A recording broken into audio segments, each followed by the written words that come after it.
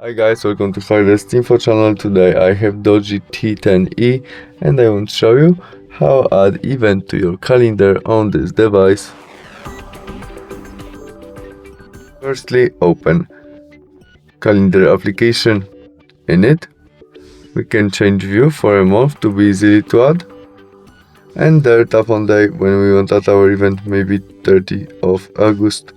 There is plus icon event, and first step you can add title of your event, what you need and prefer.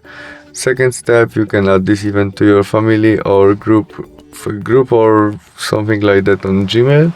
There we can set when event starts and finish, in which time, or we can set by switch on it will be all this day.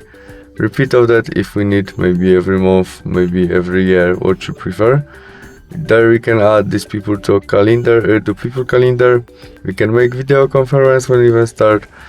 The add location of that notification maybe 1 week before at 9 o'clock or what you prefer. You can add more than one.